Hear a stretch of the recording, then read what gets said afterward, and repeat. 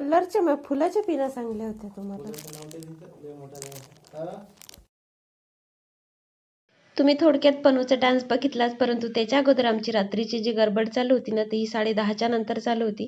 आता बाईचे पप्पा ड्युटीला होते आणि काही साहित्य तिचं आणायचं होतं, मेकअप वगैरे, म्हणजे तिच्या ड्रेसवर मॅचिंग नव्हतं, नेलपेंट वगैरे, तर मग त्यांनी येता वेळेस घेऊन आलेत.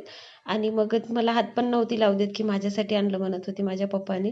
आणि मग तिला छान अशी मेहंदी वगैरे पण काढून दिली रात्री, कारण तिला खूप जास्त आवडते मेहंदीसाठी, खूप नाद चालू होता तिचा. आणि आत्ता निमता करणार म्हटलं, छान तशी तिला मेहंदी काढून दिली. आणि काही मेकअप तिचं म्हणजे तयारी मी करून दिली आणि राहिलेला मेकअप टिकअप तिचं गंध पावडर तिच्या पप्पांनी करून दिलं. आणि ती तिच्या पप्पाजवळ शांत पण उभी राहते, माझ्याजवळ अजिबात थांबत नाही तशी. आणि खूप जास्त गडबड करत होते आम्हाला की आटपा म्हणून, कारण 9चा टायमिंग होता. परंतु तिथं सर्व लेटच आले, सर्वात आधी आम्हीच पोहोचलो तिथं.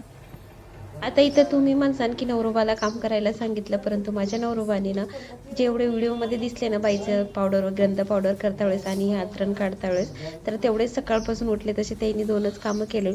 आणि ते गडबड खूप जास्त करत होते, त्याच्यामुळेच मी म्हटली होती त्यांना की आता हे काम दिसायला एवढं थोडं आटपा म्हणून, कारण मग आमचंही लवकर होईल म्हणून.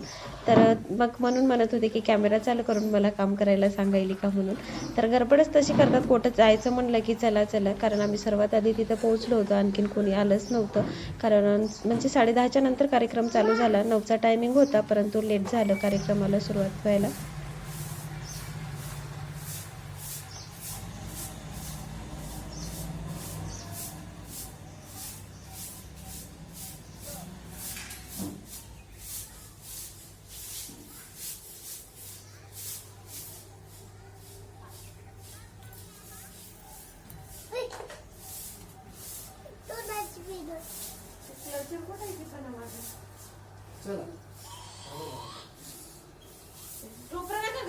काय होत नाही खाऊन वला ना बा कुठं पडली मा नाही पडली हाय. बघितली तुम्ही गडबड, अशीच सारखीच गडबड चालू होती आमची, चला म्हणून आटपा पटकन. आता किती काय नाही म्हटलं तरी लवकरच म्हणजे 8:30 वाजता त्यांना वाटलं की निघायचं, कारण तिथं आपण 9 वाजेपर्यंत पोहोचून. आणि कार्यक्रमाला बराच वेळ झाला, तिथं जाऊन बराच वेळ बसलो, बाईचा नाश्ता सुद्धा करून झाला. आणि बाईचं खेळून पण तिचा पूर्ण मेकअप पण हे झाला होता, तिथे गेल्याच्या नंतर परत तिचा मेकअप करायचं कमी पडलं.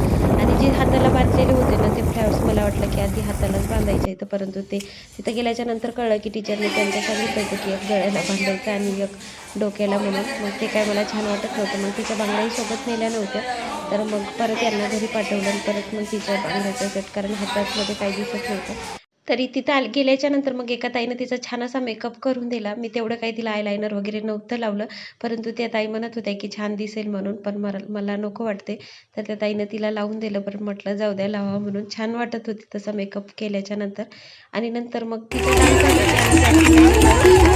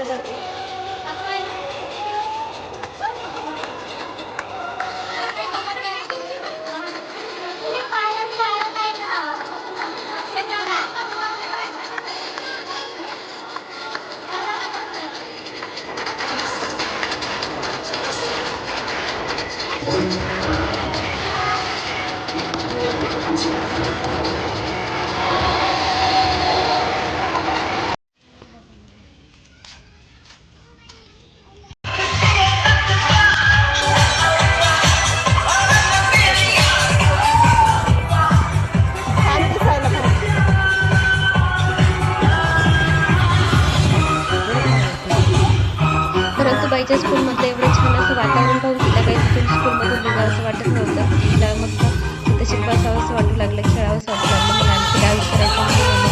परंतु तिचा एकच डान्स होता, ग्रुप डान्स. त्याच्यामुळं मग आम्ही तिचा डान्स झाला की लगेच निघलो.